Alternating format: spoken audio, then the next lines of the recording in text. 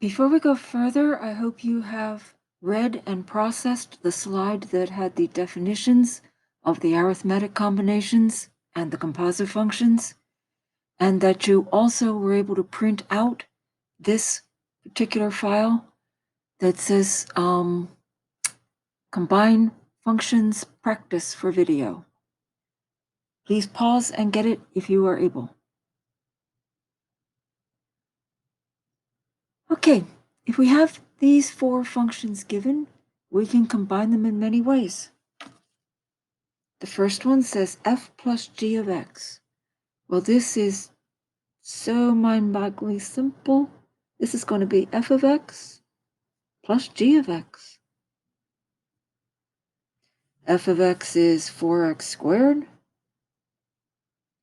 G of x is 2x plus 1. That's the answer. F minus g of x. Well, f of x is still 4x squared. Minus g of x is still 2x plus 1, but you have to remember that we're subtracting all of that. So that would be 4x squared minus 2x minus 1. The raised dot there means multiplication, so that would be whatever f of x is times whatever g of x is. And they probably would expect us to multiply it out.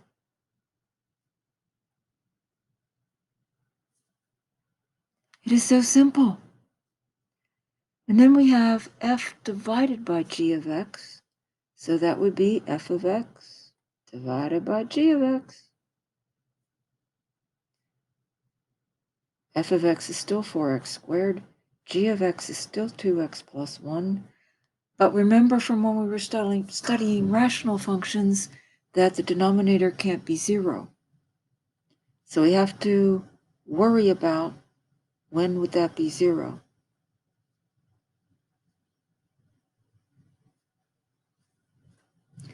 Implies that we should exclude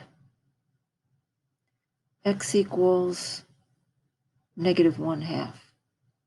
Because that would make the denominator turn into 0. We know that's not a good thing. Well, it doesn't always just have to have x's. It can have actual numbers.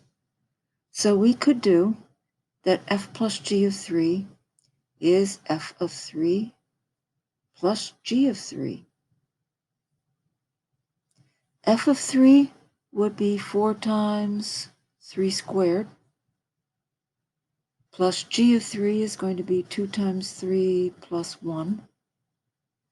So this would be 4 times 36 plus 6 plus 1.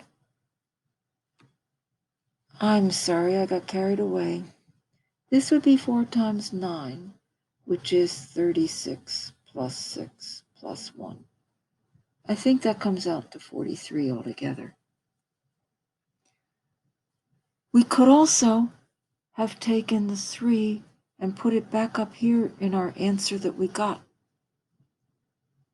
Do the whole function f plus the whole function g. And we would still end up with 4 times the square on 3, 4 times 9, plus 2 times 3, plus 1. We get the same answer. F times g of 3, we could do that as f of 3 times g of 3. Well, we know that f of 3 is 36. We know that g of 3 is 7. And we could take 36 times 7, which I'm hoping comes out to 252. So these are really simple, very, very arithmetic. The next one, number 7, is different. This is a composite function.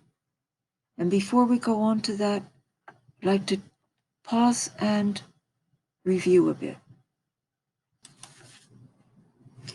So let's talk a little bit about composite functions before we go on. This is probably not a very helpful definition. They are literally functions that are composed of other functions. We're going to use the answer to the first function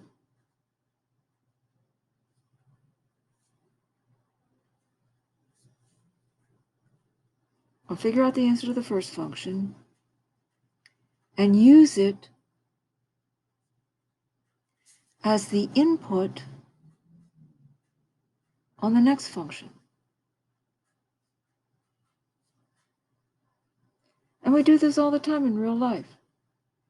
We do something, take the result, and that's the starting point for our next step. If you're making chocolate chip cookies, you blend together the butter and the brown sugar, and then you take that mixture and use it as the basis when you add the eggs and the vanilla.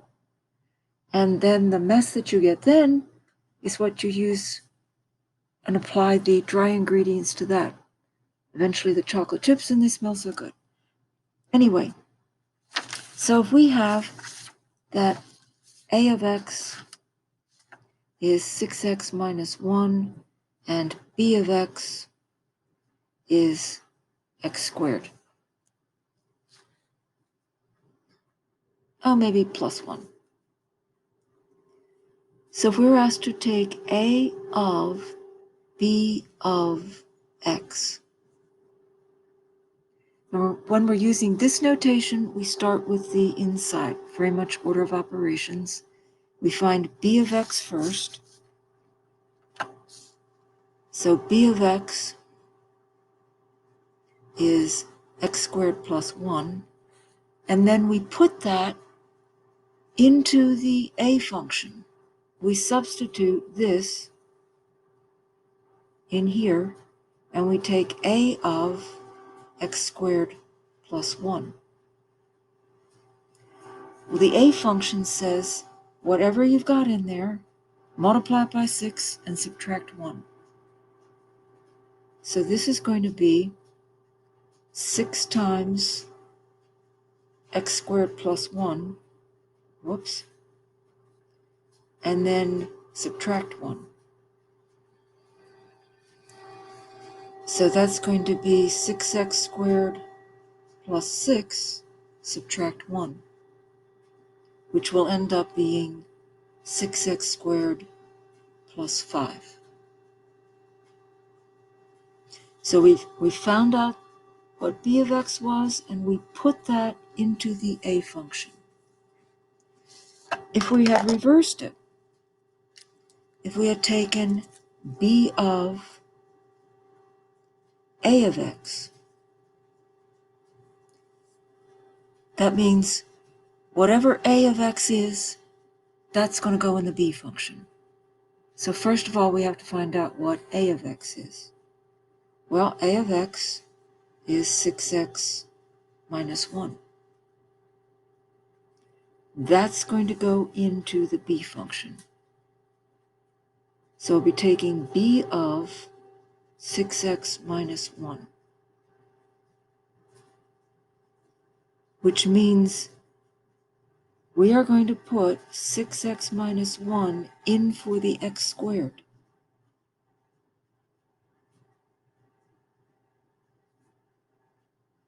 And then add 1. So we could do then, we could leave it like this, or we could expand it, make it 6x minus 1 times 6x minus 1, and remember to add a 1 on the end. So we'd get something like 36x squared minus 12x plus 1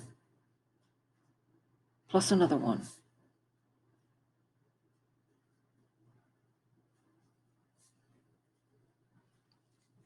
Notice we did not come out to the same answer. The order definitely makes a difference. This is not the only way to write this. Instead of a of b of x, it is also written as a of b of x, or sometimes you'll even see it a of b of x. Whichever one is closer to the input is always done first.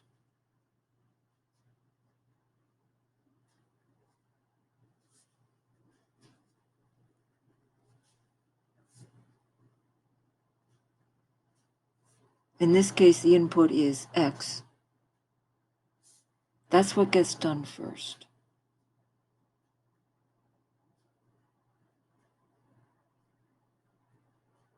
Sorry, the I kind of floated away there. So this would say do the b of x first and then take the a operation upon whatever you got here, which is the same thing here. Likewise, the b of a of x can be written b of the original is now the a of x function. Do this part first, that's the part that's closer to the input variable, and then do the b operation upon it. So now let's go back to our practice problems and see if they'll make any more sense. So picking up with number 7 here, this is g of h of 1. Who are we going to do first? Whoever is closer to the input variable. So we're going to find h of 1 first, take that answer, and plug it in the g function. So h of 1 says we're going to take 9 over 1. That's just 9. And then that result gets plugged into the g function. So this becomes g of 9. And we can put that in the g function, which said 2 times 9 plus 1. So we should get 19.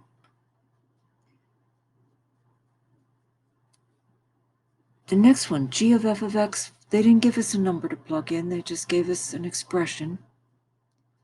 So we're going to take the one that's got the input, do that one first. So f of x is worth 4x squared still. And g of 4x squared is going to be 2 times whatever we're putting in plus 1. So that's going to be 2 times 4x squared plus 1. Or we could write that as 8x squared plus 1. Which gives us a simpler way of doing it. Rather than doing the f function first, getting the answer, and then plugging that answer into the g function, we could just do both functions at once by using this. Similarly, on this expression, k of f of x, we're going to do the inside function first, the one that's closer to the input value. Well, k says that's x to the 1/2 power. And that's what we're going to do to the f of x function when we get there. So f of x, the inside function, is 4x squared. We're going to put that in the k function.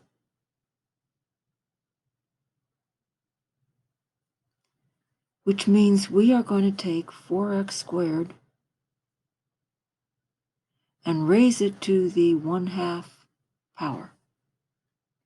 We can either do powers of powers. We could realize that this means the square root of 4x squared. Either way, that should come out to 2x. So if we were given a number, we could put it into the f function first, and then take that answer and put it into the k function, or we could just do 2 times whatever the input is. Now this is not a times sign. I know it's very tiny, 10. This is h of whatever g of 5 is. So we're going to find g of 5 first. So that's 2 times 5 plus 1. It's going to give us 11. And then put the 11 into the h function, which is going to be 9 divided by 11. We could leave it like that, change it to a repeating decimal. So with the composite functions, we need to find what the first function value's answer is, and by first I mean the one that's got the input. The g of x is the first function here because it's got the g of 5. That's the first operator. Then take that answer and apply it in the h function, sorry. In here, we do the inside function first, and then apply the outside function to it. So please go do the utry for combining functions.